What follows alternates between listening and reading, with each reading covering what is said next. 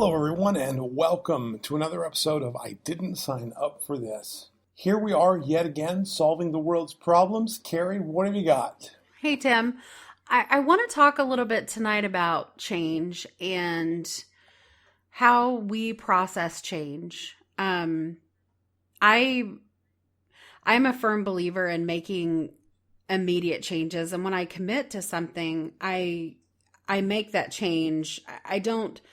I'm a lawn dart, right? Like once I make a decision, I throw myself in the air towards that decision.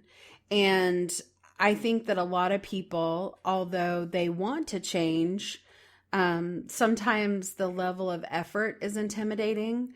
And sometimes the decision making and the process behind the change is too much, and so they avoid it. They want to stay comfortable, and they want to stay in the direction that they're heading because it's less effort. They already have that momentum. But yet the desires of their heart are completely different. And so really, what does it take to make a change? I want to visit that a little bit, because in order for you to live the life that you want to live, if you're not doing it today, it's going to require change in some form. And so it's really not something that we should shy away from. No, I agree.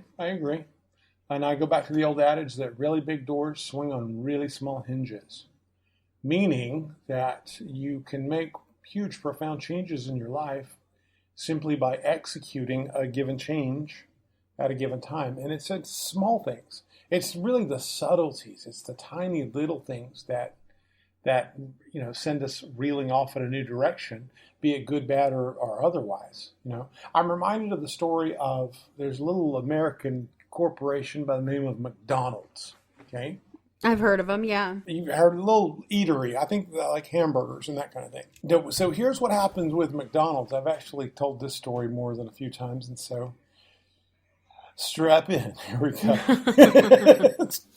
I don't know why I even say that, because it's going to be a good one. It's really not. It's just like a tedious little. It's kind of a tedious little story, but let's tell it anyway. Okay, so here's what happens. McDonald's is humming along. McDonald's got going back in the mid-late 50s. And Ray Kroc got involved a few years after that and got this whole idea of franchising, and then realized that he was not going to make money by selling hamburgers. He was going to make money by developing real estate, and that's largely what the McDonald's Corporation does. They're a real estate development company that happens to sell hamburgers. They use their own brand as an anchor to build and develop real estate around whatever the anchor store is, and that's their model. All of that aside, they are humming along, doing really well. American Dream Company, making a ton of money. Everybody's feeling pretty good about them. When one day, back in the late 80s, they woke up and said, I wonder what would happen if we were to say to everybody who buys a hamburger or an egg McMuffin or a fish sandwich or whatever, would you like fries with that? Okay? Mm-hmm. Would you like fries with that? 6-word phrase. That 6-word phrase revolutionized their company yet again. Right. They went from this billion-dollar concern to a multi-billion-dollar concern, tens of thousands of outlets all over the planet. Because what they found was that by uttering those 6 tiny words, they could increase the average ticket by about 25%. And that average ticket is where the money gets made inside the store. So rather than just being focused on developing real estate, all of a sudden they're actually selling a ton of hamburgers. They're doing really well because somebody said, do you want fries with that? And it spread not only to every McDonald's store, it spread to every fast food store basically on the planet. It became the school of suggestive sales, right? Which is its own thing now. It's a monster rolling out there in its own direction as it stands right now. But do you want fries with that? Is where it all got going, where it all got started, and so that revolutionized their business model, revolutionized the stores, revolutionized the fast food industry in general.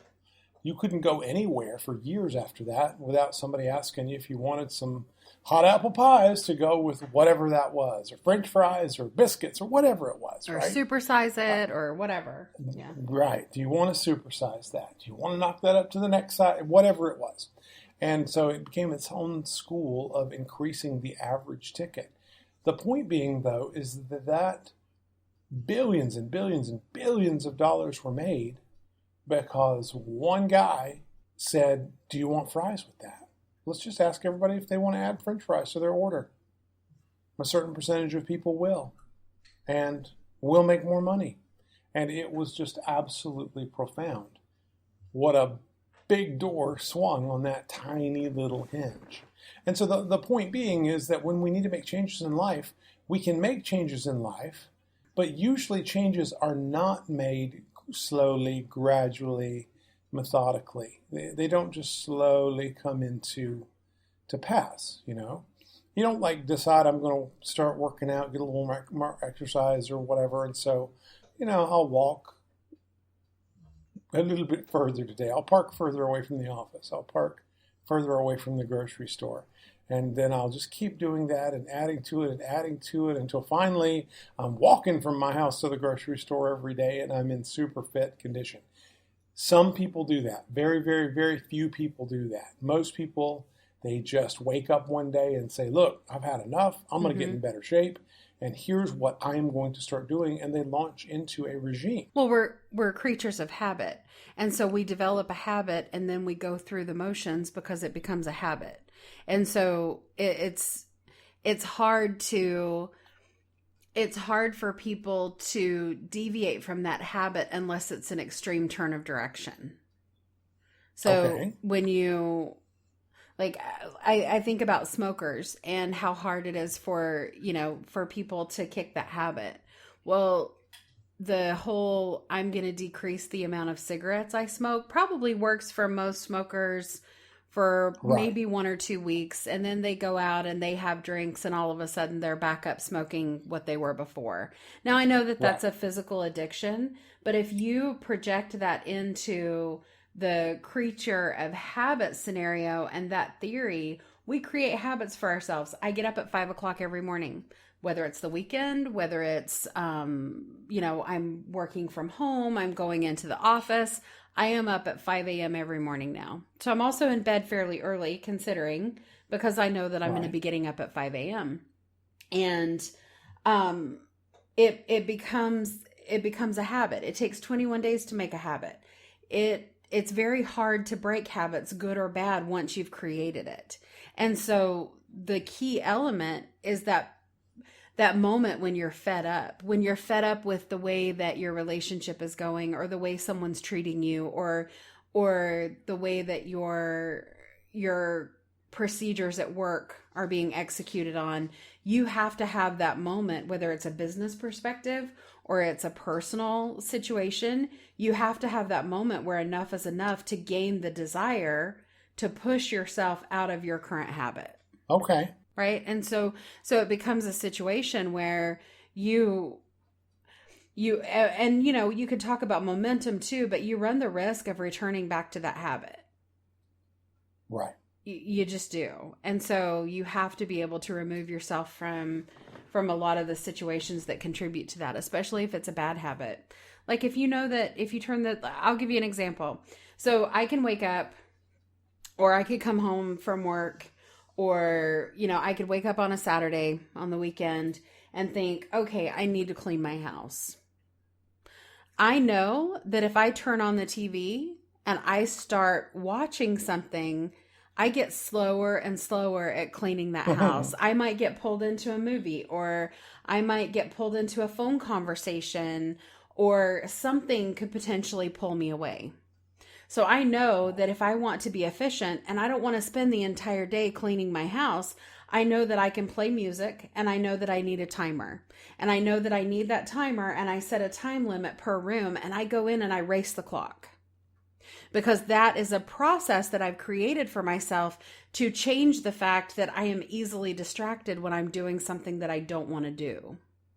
Right. So, it's really coming up with those key things. What about the people that want to change, but they're too lazy to put in the work? There are people out there who idealize this change, this grand change in their life, but they don't want to put in the work. And so they stay in that miserable relationship, or they stay in the job that they're unhappy with because they don't, what's the gap there? Well, I think people are romanticizing that change more than they are living with that change on any level of firsthand knowledge, though. I mean, people, we're really crazy creatures, you know? I can't tell you how many people I've run into over the years who talk about how awesome and how amazing it would be to live on a sailboat and sail the world, right? Mm-hmm. And I haven't sailed the world, but I've sailed a little bit. And uh, I have been on a sailboat on the water for, days and days and days and days on end. And I can tell you that it's not all it's cracked up to be most of the time. A little bit of the time it's kind of fun, right? A little bit of the time it's kind of amazing, but I think people romanticize that thing that they don't know, and they just kind of say to themselves, "Hey, if I'd never married Harold, then I would have gone on to be a rocket." Damn, Harold. Damn you, Harold! You ruined my life. No, okay, so I don't know why all of a sudden I'm, projecting some little old lady in New York. I mean, I know. are rockets even still a thing? I think they are. Yeah, they do a Christmas show. So yeah, we're dancing here. Anyway, but no, it's very easy. I think it's very easy to romanticize whatever change you think would make some profound difference in your life. But until you actually execute that and make that change, then it's just a pretty story you kind of tell yourself to distract yourself from the unhappiness that maybe you're living in and the unwillingness that you have to make the change. Well, and I think a lot of times the grass is always greener. And so we look at where we are now, and we look at maybe what we perceive as missed opportunities, and we romanticize those missed opportunities to the point that we're miserable in our life, but it becomes part of our identity. And so we don't necessarily, there are people who don't change that until you've had enough, until you've gotten to the point where you're done with the way things are going. And whether that is pain that you're being put through, or you feel like you're living without to the point that you want more, like there's some kind of maximum limit that you hit when you go to make a big change. When you say, what do you mean? Like when you just say, I didn't sign up for this. Like, this is not what I wanted, right?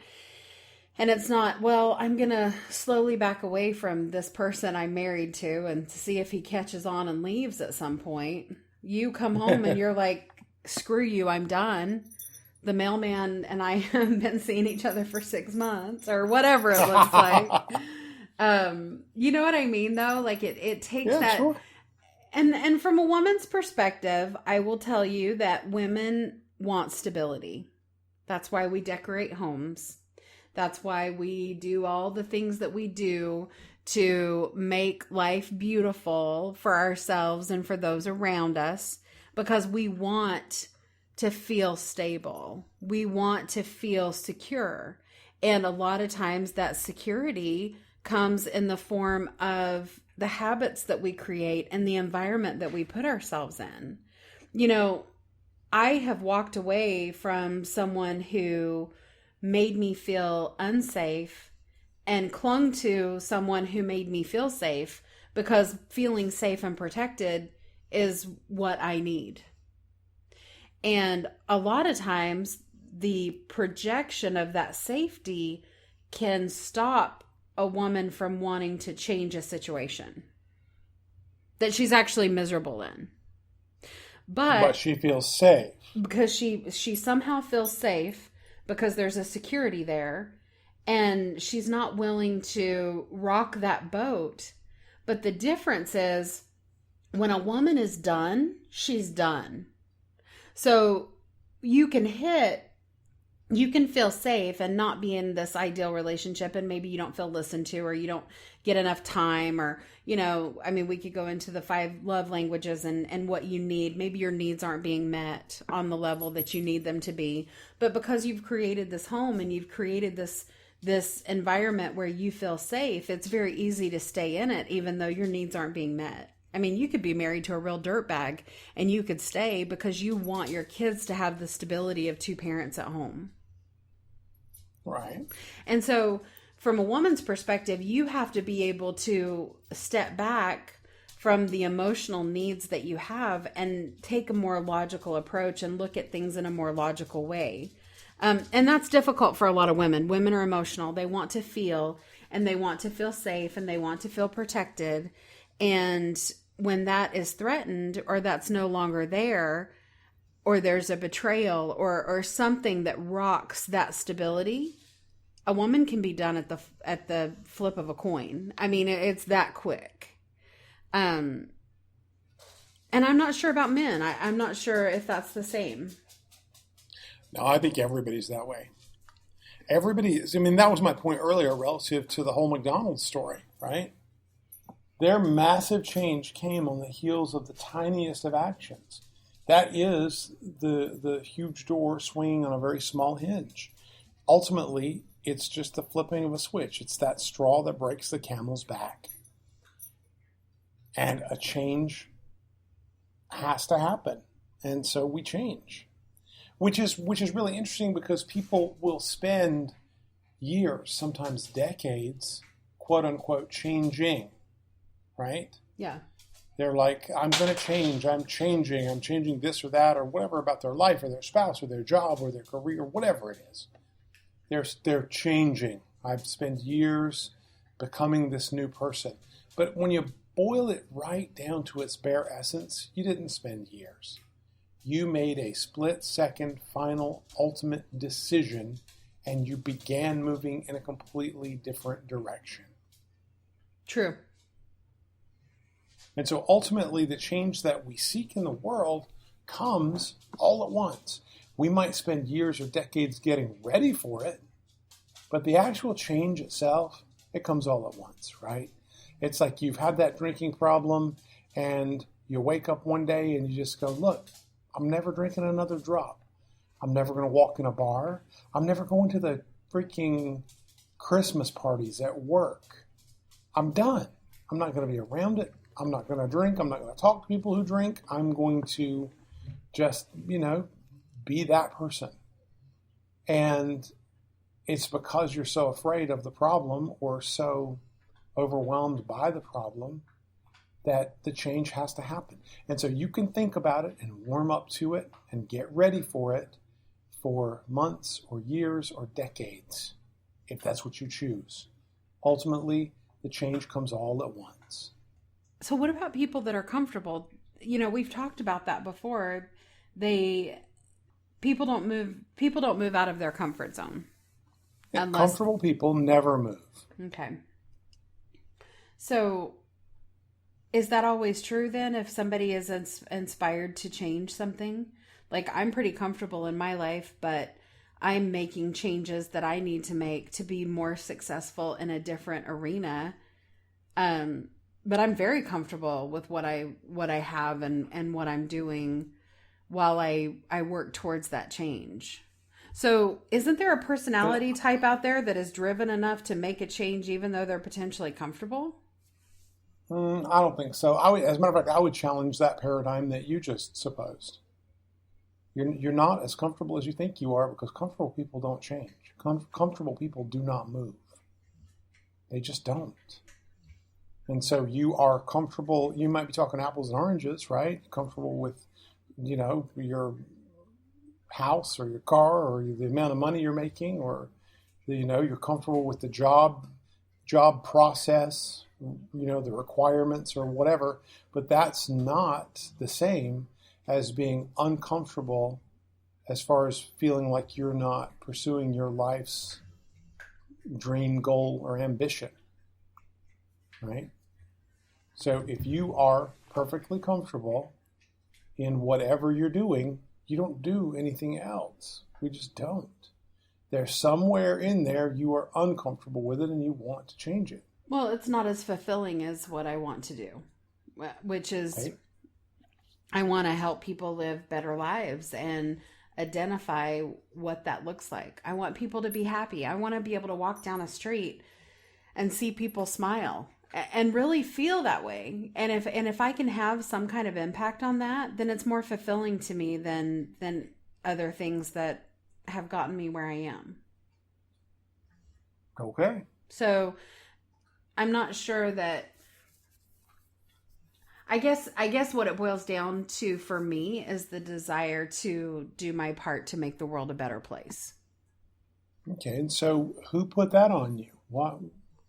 I mean, if you back up and you're really honest, isn't that just an incredibly arrogant statement? I don't know. Maybe it is. I mean, I'm not saying that solely I can do that, but if I can help people feel loved more than they do today, or help somebody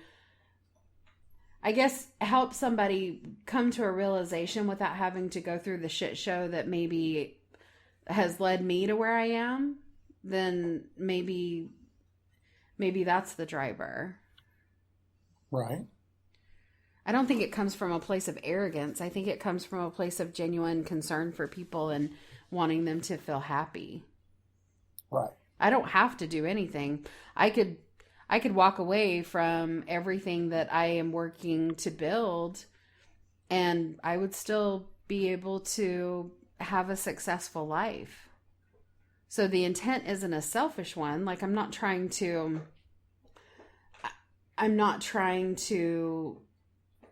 do anything other than see people happier. Right. So I don't know how that's arrogant.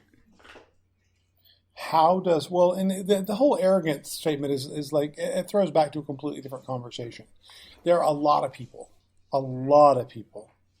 who feel it is incumbent upon them to make the world a better place, to save people, save humanity somehow, right?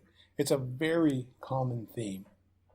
And yet, if you were to back up and look at it from a perspective of, hey, I am one drop in the ocean, how am I going to change the tide?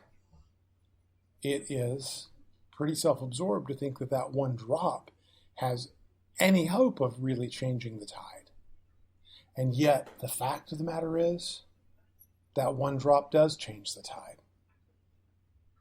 Well, I think it's a ripple. Yeah, I think it's a ripple effect. I think if it's just like when you go to Starbucks and you pay for the people behind you, and you do that good deed, and then they turn around and pay it forward some other way, or it's some beautiful event where they were able to do something else. I mean, it's really about creating a ripple effect of kindness and an opportunity for there to be more love in the world. And I don't think it's on the weight of my shoulders solely, but I think that it's up to everyone to do their part. And I don't think enough people, I think there are so many people that are out for themselves that I don't think enough people really look for those opportunities. I think there are a ton of people that do, but what about the people who don't necessarily do that? Do they not do that because they're not happy? And so what if one good deed on some random day creates that change for that person? What if they said, you know what, I've had enough, I need to give more, or whatever. And I don't, I'm not, I'm definitely not trying to be too big for my britches, like I really am not trying to say, well, it's, it's on my shoulders solely, because that would make me narcissistic and slightly out of touch with reality.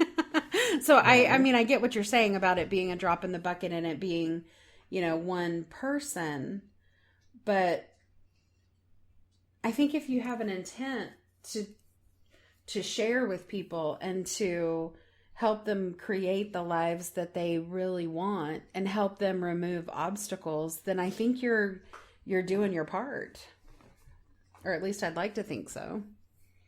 No, I can agree with that. I like the sound of that a lot. I also like the idea of following you to Starbucks from now on. Yeah, I know, right? Okay, I don't do that every time. But it goes back to, there's so much contention in the world, and there's smoke and mirrors, and there's manipulation, and there's so many different things that happen, and we focus on the negative so often. If we could create a shift where we focused on the positive. I was talking to somebody about that in a business meeting. Instead of focusing on what people are doing wrong, what if we started, I don't know, recognizing them for what they're doing right?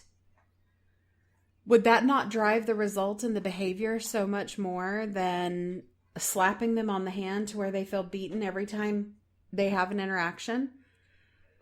I mean, and I'm not trying to be overly idealistic. Like, I know that I am fairly idealistic, and I'm fine with that.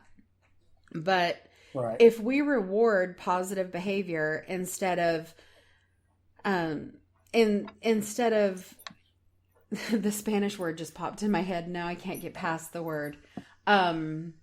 If we reward people for their positive behaviors and we provide that reinforcement, as opposed to slapping their hand every time they've done something wrong and making them feel defeated, and use negative to try to reinforce, we're doing an injustice when we do that. Yeah, maybe. But let's look at human psychology, right? You get firmly ensconced into the world of is, and you find that there have been multiple studies that suggest that you need both a carrot and a stick to motivate anyone, a child, a spouse, an employee, anyone. As a matter of fact, we need to lose 3 times out of 5 to appreciate the 2 times out of 5 that we win in a given endeavor. Well, I can see that. I can see not needing to make it easy. That makes sense to me, because I mean that's something that I wrote in my blog the other day. If every day was cupcakes and rainbows, we'd all be assholes. But you get what I'm saying. Like, you have to work for it.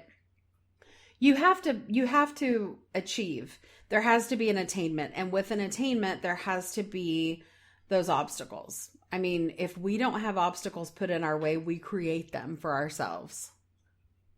So I get that. I mean, like I said, if we don't have obstacles in our way, we will create them. It is human nature to have to be able to overcome an obstacle in order to gain the prize. And I think that's men and women. I think that that's something, it's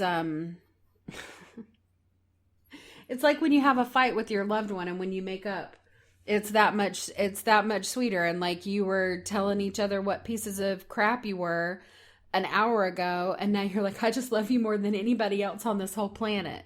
And it's that fluctuation. It's the need to overcome. Right. It's the need to work. It's the need to put in the work. Because I've met people that don't like to work. I've met people who struggle with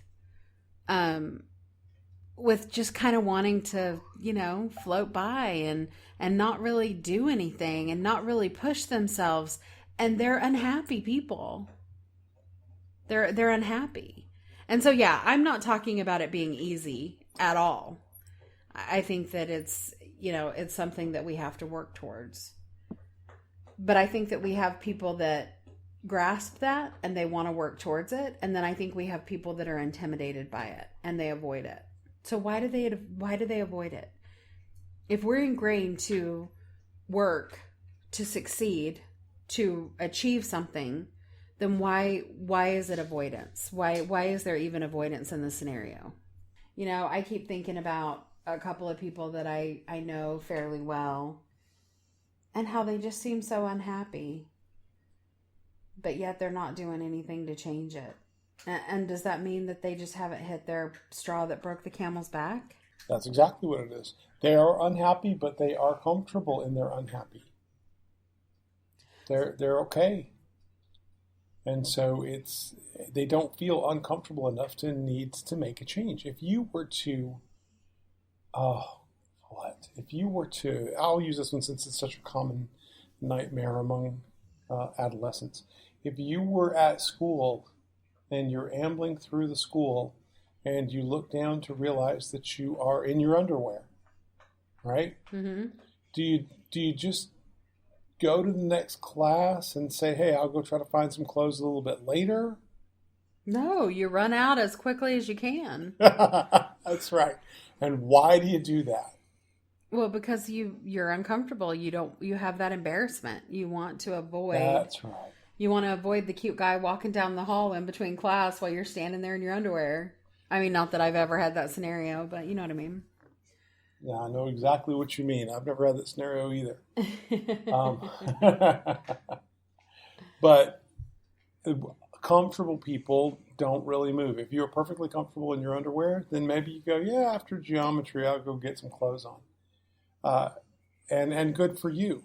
Comfortable people don't move. Comfort doesn't necessarily mean happy, and happy doesn't necessarily mean comfortable. Right. But comfortable people, they don't move. So, uncomfortable people, they always move. So what do people want more, happiness or comfort? I think generally people reach out for the comfort. I do too. I agree with that. I mean, based on this whole talk track and where we're going with this, that's what we're saying. If I'm comfortable, then I can potentially forego happiness because I can always dream about what could have been or what should be or what if or right. But if I'm not comfortable, then I change it. So it's like a tack in your shoe. Right? Right. You might be wearing these shitty shoes everywhere and you hate these shoes, but the minute you have a tack in your shoe, you're going to take the shoes off. You're going to get rid of the shoes. That's right. Okay. That's right. That's sad to me. Sad as it is, it creates immense opportunity to help people. And so it has to exist. We have to lose 3 out of 5 times to feel good about winning. It is what it is. And anything shy of those numbers, then you've got the participation trophy generation, some of the stuff that we're dealing with right now, where people have the sense of entitlement, or they hang their self-esteem on recognition from an outside or third-party source. But yet there's no happiness in that, in entitlement. If you feel entitled... You can't get there. Yeah. If you feel entitled, then somebody always owes you something. And That's so right. there is no happiness because there is no achievement. There is no ultimate joy in feeling like everybody owes you something. That's right. Well, that makes a really sad world. It can. Yeah. If you stay on that path. Right. So how do you change that? Well, I mean, I think thing one is you self-actualize, or certainly self-realize, right? I mean, people spend so much time, and I'm kind of beating the same war drum again, but people spend so much time not knowing what they want and willing to take whatever life throws them, simply by virtue of the fact that they have not engaged in the exercise to determine exactly what it is that they want, to figure out exactly what makes them happy. And so they just sit back and take whatever comes their way. Well, and fantasize. Well, and I think, the whole philosophy of being a life coach is that everybody has the answers for their lives inside of them.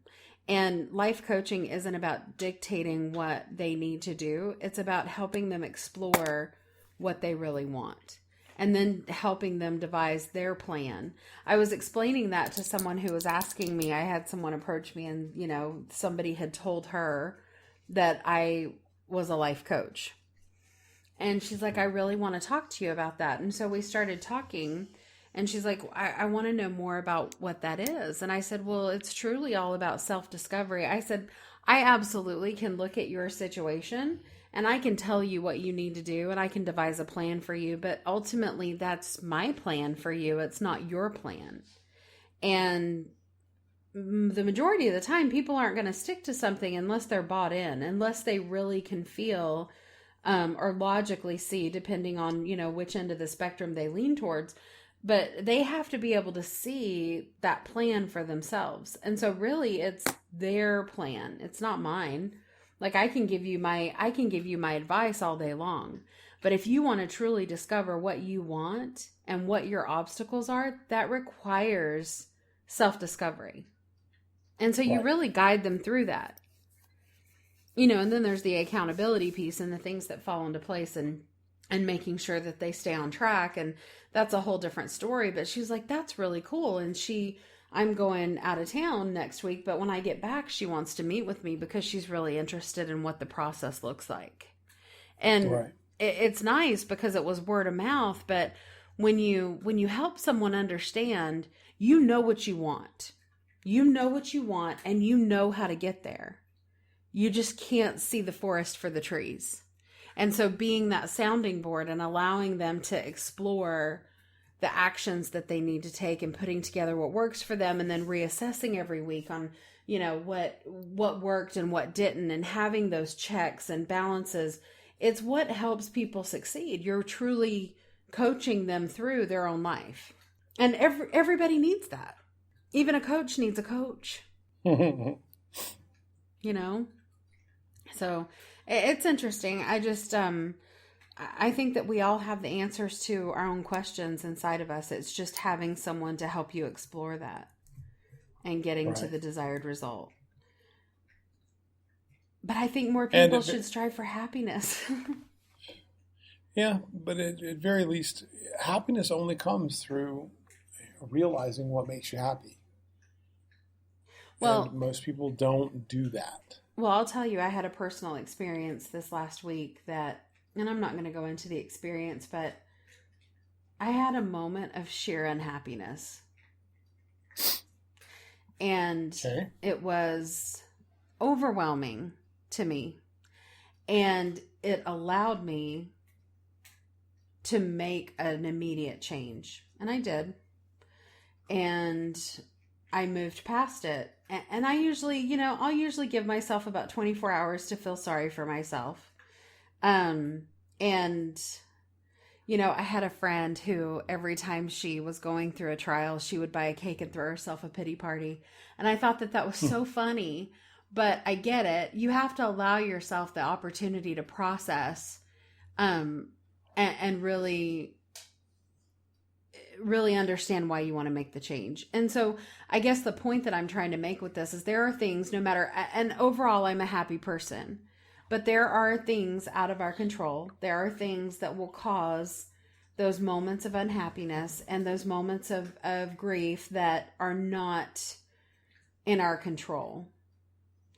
But if you will allow yourself the opportunity to process it and understand, and I agree with you, like it truly was a situation where it was the straw that broke the camel's back and I was done. And it is what it is. And I've moved past it and I'm over it. And I've analyzed the crap out of it and did a lot of writing, and that's how I handle things. But there are things that will happen to you that even though you're a genuinely happy person, there are things that will happen that are out of your control. And they will throw you for a loop, and it will be like a slap in the face or whatever that looks like. But it's how you come back from that makes you successful and that keeps your momentum going. I mean, we've all had situations in our lives where we just want to sit down in the dirt and feel sorry for ourselves and maybe kick and scream a little bit like a 3-year-old in a grocery store. Right. We've all had those times. But the quicker you can make the change, the better off you're going to be. So it's a hard realization, but it's necessary. So I agree with you. I agree that, pain in any form is uncomfortable, and we'll do everything to provide that self-preservation to avoid the pain. Right. And so that goes back to the notion of why don't we throw people a bunch more carrots and far fewer sticks? And the reason is it just doesn't work. As a matter of fact, if you give people the pat on the back more frequently, you actually see diminishing productivity as opposed to giving people a whack with the stick more frequently, where you see increased productivity. And I didn't do the studies. I don't want it to be this way. It sucks, But if you're getting a pat on the back 1 out of every 10 times, and 9 times, somebody's ripping you a new one, you will get more done. So yeah, if it's the other way around and you're getting 9 pats on the back and 1 whack with the stick, productivity diminishes. As a matter of fact, productivity diminishes and you come to expect the pat on the back. You appreciate it less, and you respond to it less, and you expect it more. It carries less value. And then this just goes back to all of the, business development stuff, right? I remember participating in a study where we were trying to figure out the best way to motivate salespeople to hit their quotas and get more stuff sold. And somebody came up with the notion that if you shared the goal, which is to say, hey, if we all as a group hit these numbers, then everybody's going to Cancun. Not just if the one guy hits his numbers, he's going to Cancun and everybody fights for it, right? Mm-hmm. Because that sounds like a much happier place. Doesn't that sound wonderful? We'll all share a great big group goal, and we'll all take it to Cancun, and we'll all just celebrate in Cancun together the brilliant sales job we did on whatever. Failed miserably every time, because it's contrary to just plain old human nature. People want to be recognized. They want to stand out. You can't stand out as a crowd. It just doesn't work. And so people need to get in there and fight for what's theirs. They need to compete, and they need to be whacked with the stick at least 3 times out of 5. And get a carrot 2 times out of 5. Otherwise, it drops precipitously. It's just gone. So is that even true for somebody who's recognition driven? So what if you have somebody who's motivated by recognition? Yeah. What about them? Well, I mean, there are different. There are different attributes that people are driven by, and recognition is one of them. So if I'm striving to do well because I like that pat on the back, is the stick going to be as effective as it would be for somebody that's maybe money motivated? Or no, I think it's pretty effective, pretty well across the board. Across the board, okay. That person who is looking for recognition cannot get recognition in a group. Recognition ultimately is you on stage with a single follow spot and everyone else applauding. If it's you on stage with 15 or 20 of your closest whatever, who is there to applaud? So I'd say it's at least even money. It's probably more so for someone who's recognition driven.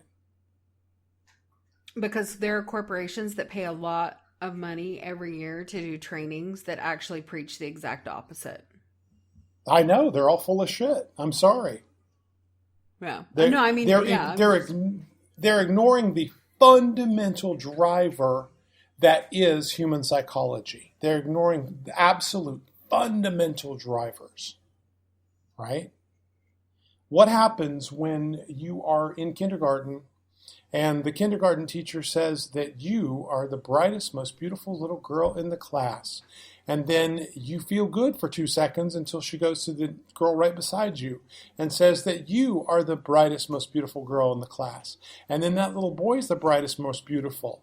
And then the frog in the tank is the brightest, most beautiful frog in the class, right? It diminishes its value. Anything that is easy to get is worth very little. And anything that is very difficult to get is worth very much. If everyone is out there working to get that which they want, there's a lot of competition. Where there's a lot of competition, there's a high degree of desirability, and thus the value of the thing to be attained goes up dramatically. And that's just how we look at the world. And I mean, you can throw all these, quasi-communist memes at it all you want to, but ultimately it will fail. You have to have bad news at least as often as you have good news, or you disregard the good news. You just don't believe it. Okay. Anyway, just my opinion, backed by 25 years of doing it. And I don't say that to brag. I say that as it's a qualified opinion, right? It's a qualified opinion. And at the end of the day, it's just my personal opinion. I didn't author any of those studies. I participated in a few, Yeah. I observed, I helped, but my name's not on any of that crap. But I do believe the work and the results. I absolutely do believe the results. And the results are, and it's not like it was even close, right?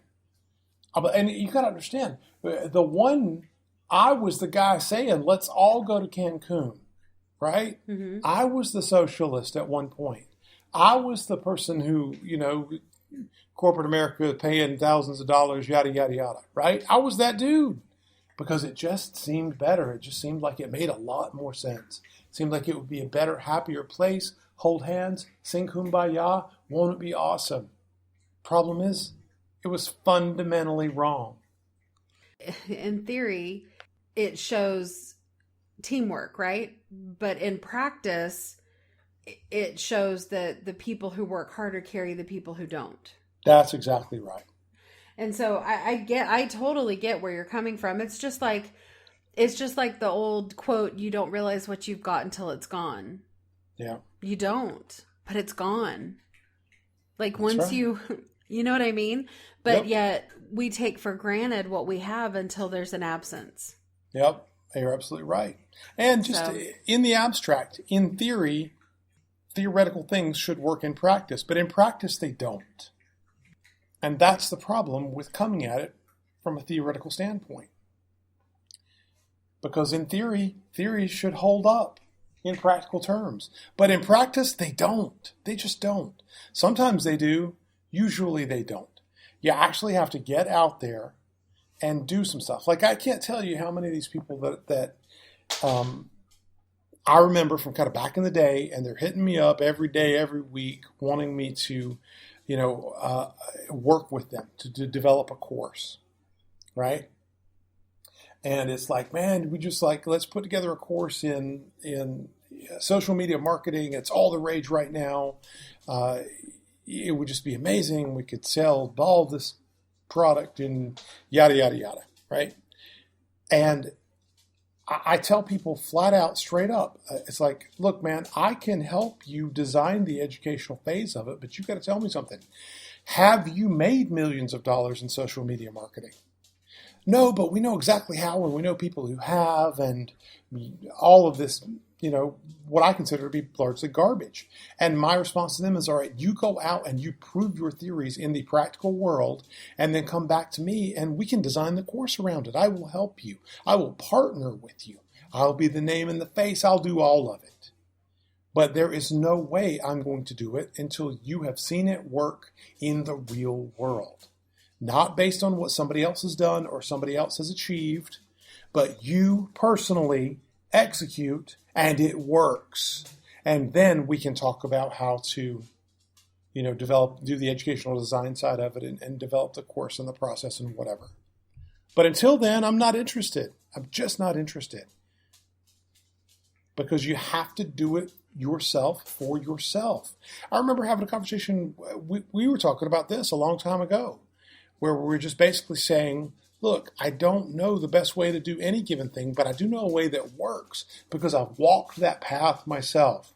I have lost a ton of money. I have lost ridiculous amounts of money figuring out the right way to do certain things. And is it the best way? Don't know. I don't even know what the best way is. But I do know that it's a way that works because it worked for me. I did it then and I can do it again. Practical, first-hand knowledge, first-hand experience is the only qualified teacher to teach anyone about anything. I agree with that. And it's okay. See, so many people, when we really, you're on a passion of mine, right?